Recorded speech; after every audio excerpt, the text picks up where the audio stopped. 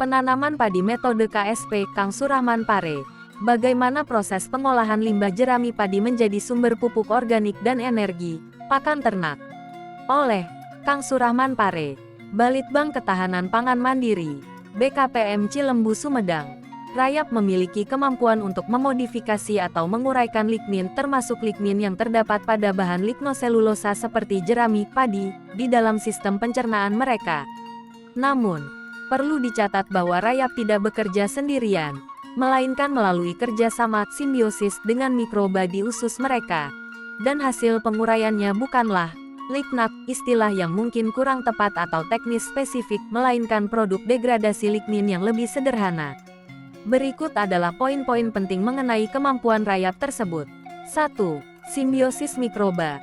Rayap memiliki mikroba di usus belakang atau hindgut, mereka seperti bakteri, protista, dan kadang-kadang jamur terutama pada rayap pekerja, yang memproduksi enzim lignolitik untuk memecah ikatan lignin yang kompleks.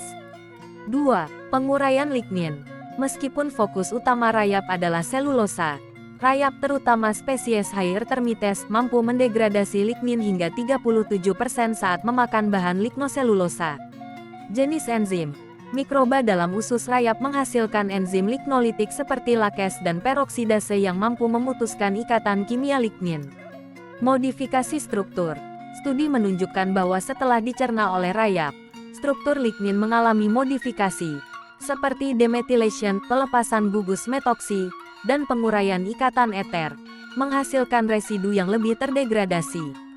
Jadi, rayap dan mikroba simbionnya efektif dalam memecah struktur lignin pada jerami atau padi menjadi senyawa aromatik yang lebih sederhana.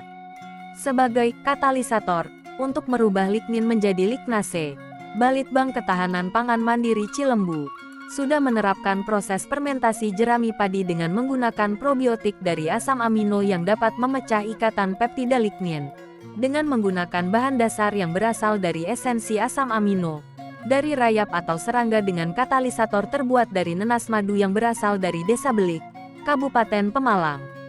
Sehingga jerami padi tersebut dapat digunakan untuk unit pengolahan pupuk atau pakan ternak, karena sudah mengandung protein kasar yang cukup tinggi. Sehingga dengan kata lain jerami padi itu adalah merupakan residu pupuk yang diserap oleh tanaman padi selama pertumbuhannya.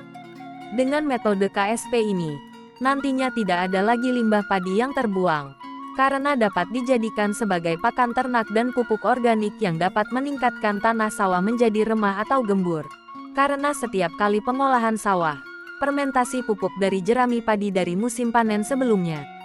Jadi bila dalam setahun 2 kali pengolahan sawah, maka akan dapat meningkatkan kegemburan dari hasil pengolahan jerami, kurang lebih sebanyak produksi padi yang dihasilkan dalam setiap tahunnya. Demikian kami sampaikan.